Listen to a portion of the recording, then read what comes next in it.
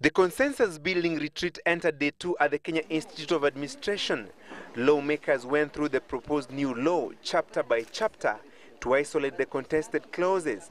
But unlike yesterday when rival political parties ODM and PNU traded barbs, members of parliament from various regions could be seen caucusing to hammer out positions that would favor their regions. The chapter on devolution ignited intense lobbying as MPs from Rift Valley and Coast pushed for the introduction of regional government, popularly known as Majimbo. A caucus of MPs from Rift Valley, Central, Coast, Eastern and Northeastern regions informally agreed to push for amendments on the chapter on devolution. They settled on a three-tier government with 22 regions and constituencies as units of devolution. The proposed counties in the draft constitution will, however, be dropped if this proposal is to go through.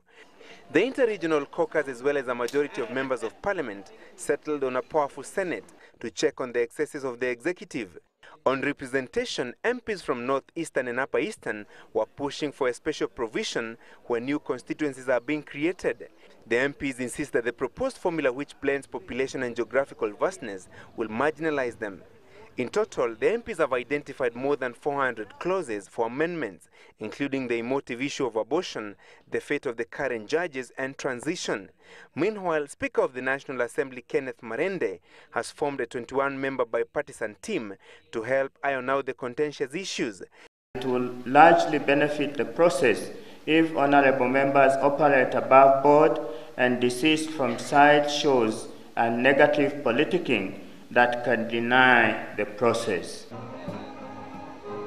And to give the search for a new constitution a political push, the Speaker announced that the two principals, President Kibaki and Prime Minister Raila Odinga, will lead an informal meeting of all members of Parliament on Tuesday in Parliament before debate on the proposed new law kicks off in Parliament that afternoon.